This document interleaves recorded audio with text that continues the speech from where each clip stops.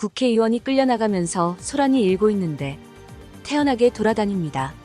카이스트 졸업생이 끌려나가는데 그걸 바라보면서 윤석열은 아무 일이 없는 듯이 연설을 계속합니다.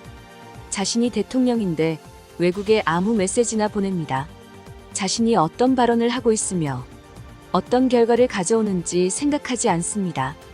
국민과 사회를 안정감 있게 따뜻하고 안전하게 관리하는 것, 상황에 따른 적절한 말과 행동으로 여론을 움직이는 건 정치인이 가져야 할 덕목이고, 상황을 가정한 적절한 사전 지시와 사후 지시는 권력자나 사회 리더들의 필수 덕목입니다.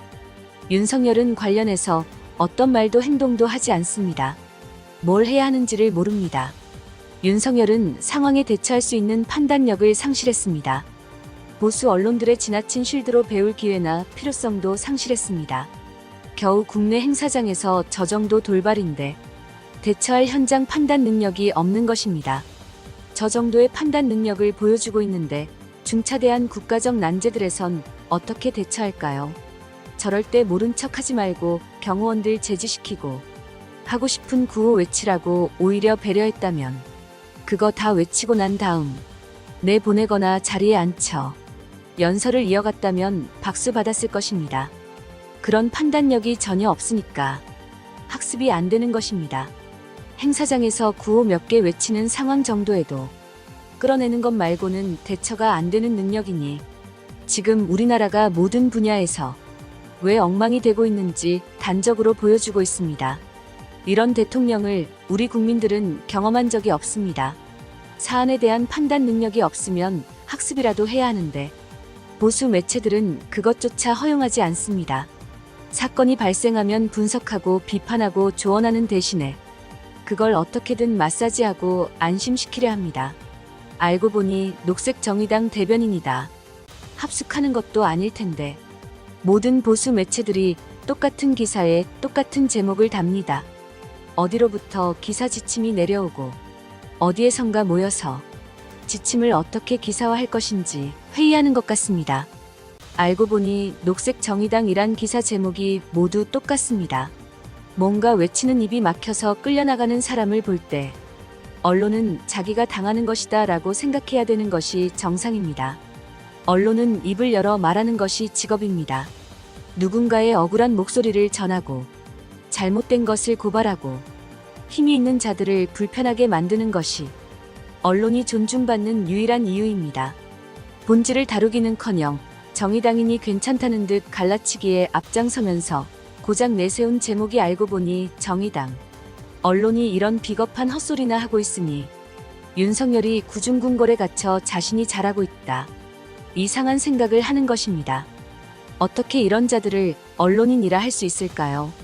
알고 보니 그랬다면 끌어내도 된다는 것입니까? 어느 정도라도 말이 되는 소리를 해야 언론입니다. 저렇게 입을 틀어 막아 조용히 시키면 된다. 그것이 최선이고 합당한 조치라는 이런 몰상식한 사고방식을 가진 정권을 언론이 어떻게 옹호할 수 있는지 분노가 치밉니다. 언론이 어두운 곳에 빛을 보내야 하는 입인데 쥐새끼처럼 어두운 곳에 숨어서 제놈들의 입에 털어넣을 것만을 찾으면서 대한민국을 멍들게 하고 있습니다. 이것들이 사회를 혼란하게 하는 프레임을 만들고 협력이나 대화가 아닌 갈등과 보복을 조장하고 공정한 경쟁과 여건이 아닌 그런 탈을 쓰고 상대가 쓴 것으로 만들라고 주장하고 있습니다. 이런 대표적인 사건이 이재명 변호사비 대납 논란입니다. 엄청난 카더라 뉴스가 나왔고 아무런 물증이 없었는데 마치 다 밝혀진 것처럼 뉴스가 생산되었습니다. 그리고 지금 이 시간까지도 이런 허위 뉴스를 내보내게 되어 이재명의 명예와 공인으로서 신뢰도를 떨어뜨렸다면서 사과하고 반성하는 언론은 단 한 군데도 없습니다. 사과하고 반성하는 대신에 그와 같은 일을 더하려고 발버둥을 치고 있습니다. 그 변호사비 대납 사건은 정말 엉터리였고 단순 취재만으로도 알 수 있는 사건이었습니다. 변호사비를 이재명이 받았다고 했다가 물증이 없자 이재명을 변호하는 변호사가 받았다고 했다가 거기에서도 아무런 혐의가 나오지 않자 이재명을 변호하는 변호사가 일하는 회사에서 일하던 다른 변호사를 거론하면서 그 변호사가 전혀 다른 명목으로 수임하려 했던 사건의 수임료가 그것이다라고 주장했습니다. 카더라, 카더라, 카더라. 그리고 누군가가 고발하고 수사가 이어지고 살이부터 등장했던 카더라, 카더라, 카더라. 최종적으로 카더라가 된 그 변호사 수임료는 심지어 그 돈이 다시 인출돼서 의뢰자에게 되돌아갔던 상황이었습니다. 그럼에도 언론에선 카더라를 멈추지 않았고 답답하고 황당했던 이재명 대표는 당할 수밖에 없었습니다. 김성태 쌍방울 회장과 일면식도 전화 한 통화도 없었고 그 흔한 카톡조차도 없었지만 검찰은 대통령도 할 수 없었던 쌍방울의 대북 편의를 이재명은 유엔과 북한을 마음대로 움직여 다 봐줄 수 있는 전지전능의 능력을 지닌 사람이라면서 김성태가 북한에 송금한 돈이 이재명을 위한 돈이라고 연결지어 믿기 어렵겠지만 기소한 상태입니다. 대상이 바뀌었을 뿐 언론의 폐악질은 계속되고 있습니다. 이제 보수 언론의 대상은 윤석열 정권을 비판하는 모든 사람, 모든 세력이 되었습니다. 심지어 같은 언론이라 해도 예외가 아니고 진영이 같다 해서 예외가 되지 않습니다. 히틀러가 집권하고 유대인 학살까지 10년이 걸리지 않았습니다. 이승만이 집권하기 전후 5년 동안 가장 많은 정적들과 양민이 학살되었습니다.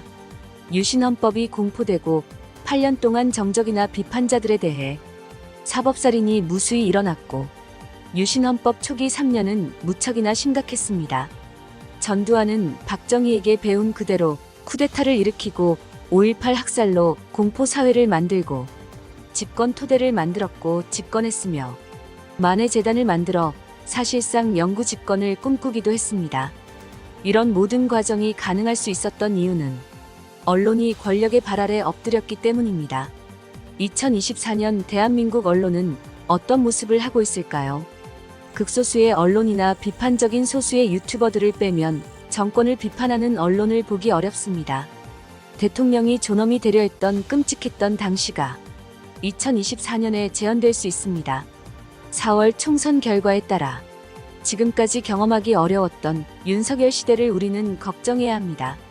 부족한 영상인데 시청해주신 여러분 고맙습니다. 구독과 좋아요를 눌러주시면 더 열심히 하겠습니다.